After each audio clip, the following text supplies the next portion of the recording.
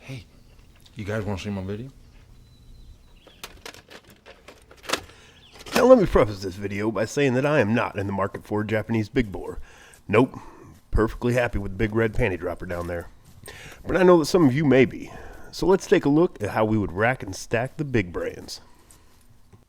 Now remember, this is my opinion, loosely based on specs and experience and focused primarily on fun factor and trail performance as opposed to workability. Nearly the universal thing out of everyone's mouth who's shopping in this category is reliability. My Honda is never this, my KingQuad never that, always pulling out Can-Ams and Polaris out of blah biggity blah blah blah. But to each his own, shopping for these bikes probably means reliability is up there on your list. Some of us like it small.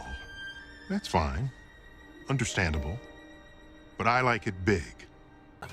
Get down off your high horse. So right away, bottom rung for me in this market is the Honda Rincon.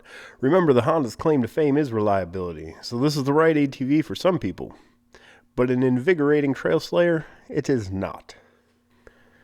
The Rincon is the largest ATV that Honda produces, and the 3-speed automatic transmission of the Rincon is probably the best setup in Honda's non-sport quad ATVs. But the torque converter doesn't allow the transfer of all the power that the 675 longitudinally mounted single-cylinder 4-stroke is capable of producing to the ground, leaving the claimed horsepower rating at an underwhelming 38.5 ponies. And in my opinion, a CVT transmission is more fun, and definitely a more efficient setup for responsiveness and spirited riding. Combine that with a body style circa 2003, an independent rear suspension system that Honda doesn't trust you to adjust, no EPS option, the only ATV on this list without locking front diff, and the price tag that is in line with everything else. Sure, you never have to change a belt in Honda, but a belt change is a one-beer job. Now, I can't not mention that the lack of a CVT is a plus in some books. Not having a clutch intake and exhaust definitely makes for easy snorkeling. And there's some pretty badass YouTubers out there having a ball on their Hondas. But as a pace-pushing trail rig, it's at the back of the pack. This next one is a toughie, and a bit of a toss-up. And with the Rincon out of the way, the next three are a much closer comparison for me. But for my number 3, I'm going with the KingQuad 750. Well, I am king. Oh, king, aye, very nice. Now in 2019, Suzuki revamped the King Quad, and some may argue that the improvement should have propelled the King Quad higher on this list. But the general consensus from Medianville was that the new King Quad was just marginally improved, and a little underwhelming. Its primary competition being older King Quads.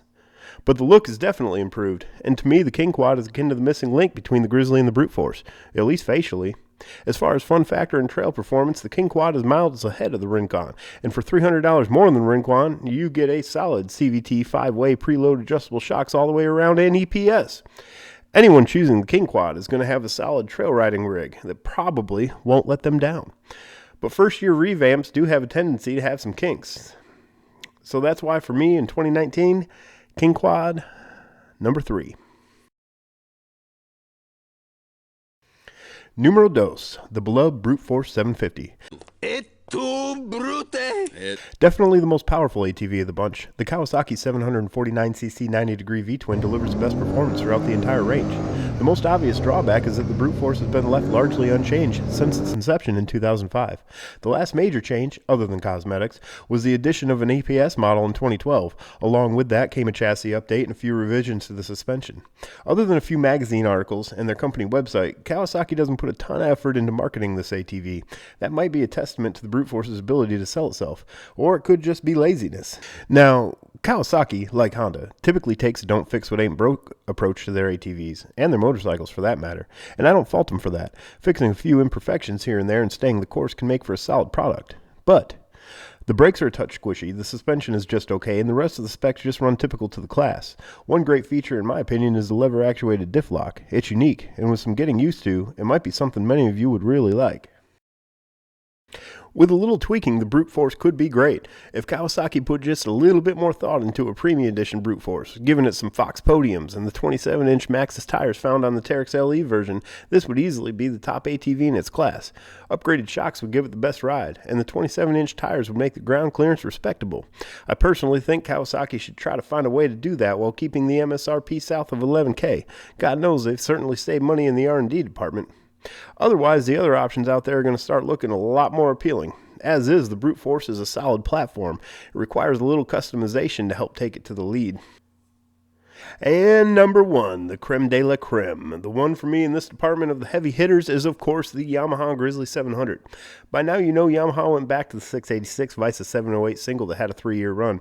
686 is a great motor, widely regarded as bulletproof. Combine that with a 10-year belt warranty, and you reliability clamoring ultra-bore haters can sleep peacefully at night knowing that your Grizzly will be ready to run in the morning.